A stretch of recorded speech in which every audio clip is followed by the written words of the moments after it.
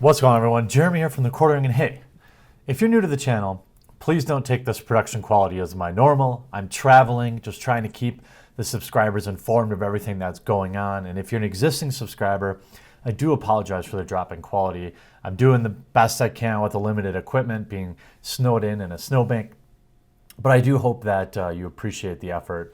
And if you do, please remember to like the video, and hopefully we'll just make it through all this and we'll be back to normal quality soon. So a lot of news around Captain Marvel has been dropping, and not all of it is that good. So Monday, late Monday or Tuesday, it was actually reported that Captain Marvel saw a massive box office drop. Now, a lot of you Captain Marvel apologists, I know I've picked up a lot of people that are like continuously downvoting whenever I cover Captain Marvel. This one's for you. I'm going to kind of debunk this a little bit. It was a big box office drop, nearly 72%, when you saw films like Batman versus Superman only dropping 55% from Sunday to Monday. But this is the time of year. It's a spring release. I don't know if everyone's really on spring break. They are by me. But, the 71.6% Monday drop for Captain Marvel is comparable to Guardians of the Galaxy 2, which saw 74.8 for its first Monday, yet the James Gunn flick still went on to make $863 million worldwide. I think this drop, in a lot of ways, is much ado about nothing. It's an interesting clickbaity thing to put in the title, but when you look at some of the other films that had similar drops, Rogue One, that one was 53.3%, but that was summer. The Dark Knight, The Hunger Games, all these movies made tons of money. And then when you look at what they did on Tuesday, because of discount tickets, with Monday seeing a ticket drop of over 71%, Tuesday they picked up a bit with $14.6 million in sales, a bump of 27%, actual number $14.6 million. Captain Marvel now has a domestic box office of about $180 million through yesterday, with global haul of $524 million. Now, a lot of people were throwing around numbers, their break-even number. And with the budget being out, I think we know. Some people were talking about needing $750 million to break even. That's not necessarily, and then they were making the comparison that the budget was $750 million. The reality is, in the cinema, the studio only gets a percentage of the money from box office. Now, I don't know what the actual percentage is. What I do know is it's less globally than it is domestically, I believe, or I might be flipping those. So let's say if you were running with the $750 million break-even number, that would actually, let's say that they get 50%, right? So that means if they're saying, hey, we're going to we're going to get to break even, then that puts the real budget between $300 and $400 million, which is what we're seeing. They haven't actually put it out officially, but what we know is it's about $200 million, and I'm guessing usually films have a budget of similar to that exact same amount for marketing. So $400 million is probably where this film is at. So the article everyone was talking about is actually this: Captain Marvel cashes in $14 million on Tuesday, the second best in March. I mean, there's any way to say this film is doing the best, right? So the line reads, Nancy reported Captain Marvel yesterday. Disney says Wonder Woman is up to $524 million. One Film Finance source believes it's pretty much certain that Captain Marvel will see the $1 billion around the world and break the glass ceiling for female-led picks in the global box office. I don't know if you could really say that there's a glass ceiling in female-led films. That is obviously a lie, but regardless, I'm dashing past Wonder Woman's final global of $821 million. It's funny how they're like totally diminishing Gal Gadot's Wonder Woman, and it's like they're saying the film never existed, or none of the Alien films ever existed, or Sarah Connor never existed. You know how Marvel likes to retcon? Well, the media likes to retcon history as well. So this is a line that got everyone buzzing. Domestic will be at $400 million. Captain Marvel will pass break even in theatrical window by the end of the week with $700 $50 million worldwide.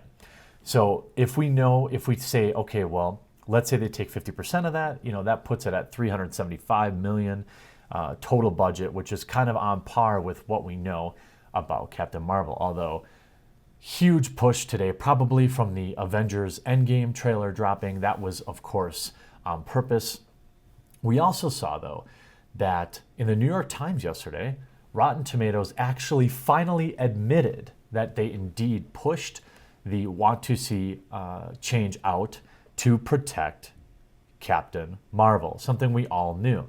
One audience reviewer deemed the movie a complete disaster. Another was tired of all SJW nonsense, using the abbreviation for social justice warriors, a pejorative term for progressives, not all progressives, just crazy ones.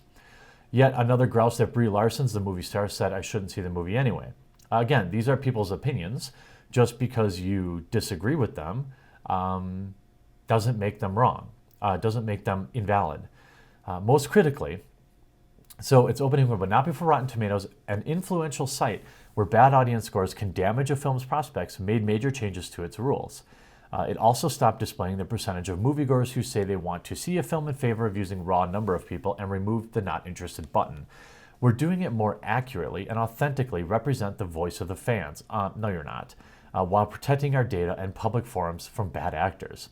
The backlash against Captain Marvel resulted from a collision of two major forces. One was the popularity of the websites that at their best democratize the reviewing of movies.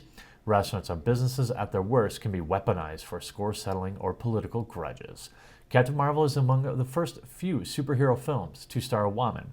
But a bigger trigger factor is the film's haters appear to be Brie Larson's wokeness, from the lack of diversity in movies. Yeah, okay, fine. This all provided fodder for trolls. People who disagree, right? Anyone who disagrees is a troll. And the percentage was as low as 27%. The Tomato Meter, which analyzes the film ratings from film critics at a certified fresh 79, slightly below the average for Marvel films. It's impossible to say whether the website's changes helped the film, but it made $456 million during opening weekend, trouncing projections. You had everybody basically working together. Some sites pushed back. Rotten Tomatoes said it would delete comments posted from members of a Facebook group down with Disney's treatment of the franchise and fanboys. You have them coming out 2.5 months later. Rotten Tomatoes threw in with Miss Larson's cause and revamped its criteria for critics, focusing on individual qualifications more than brand. Okay? It also pledged $100,000 to festivals, blah, blah, blah. A representative for Rotten Tomatoes, Dana Benson, said the change to its audience score had been in the works for a while, but that the attacks on Captain Marvel prompted them to roll it out earlier than planned. Yeah, right. It's still not working properly, but you notice user ratings now up to 63%. Interesting, right?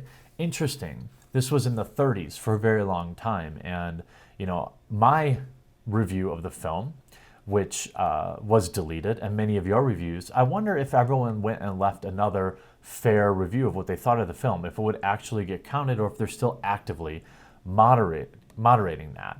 But now we're actually seeing even more craziness coming from reports of Disney essentially buying tickets, and also the pre-apologizing already happening for week 2 of Captain Marvel. New reports of empty theaters at Captain Marvel add to movie's controversy. New reports empty theaters. A number of Twitter users indicated that there were empty seats at a number of Captain Marvel showings over the weekend. The Captain Marvel report from my local theater is shocking. Out of 22 showings on Thursday, Friday, and Saturday, there were 570 empty seats from advanced ticket buyers who never showed up, while on Sunday, there were only 4 no-show movies for the movie all day. Now, this is fueling rumors that Disney pre-purchased tickets to inflate the opening weekend box office. That would be a huge stretch, in my opinion, but not totally impossible. In fact, it's not...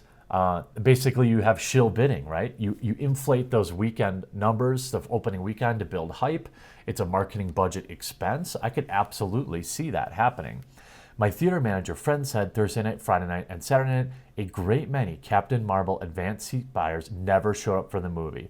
20 to 30 seats were empty at each showing despite being sold out. Now that is truly interesting. The manager claimed he'd never seen anything like it in 20 years. Hundreds and hundreds of tickets were purchased online, but the buyers never arrived to watch the film. As far as I remember, the box office totals for Captain Marvel. As far as I am concerned, the box office totals for Captain Marvel are fake, with Disney or a partner padding these numbers. I went Thursday night. The theater was a little over half full. Captain Marvel empty. Here's a local theater Friday night before 10:20 Captain Marvel showing. Totally empty. What is going on? We spoke with a movie theater manager who asked for anonymity. He told us that exactly 25 no-shows of every showing of Captain Marvel Thursday through Saturday. The manager told us this was definitely abnormal, definitely not normal. People usually show up when they pay us for tickets. I'm not sure what's going on. We've seen big groups not show up before, but they get refunds. I asked whether or not these tickets were purchased in bulk, but that information isn't available. I'm not sure they were all bought at once because Fandango doesn't give us that information.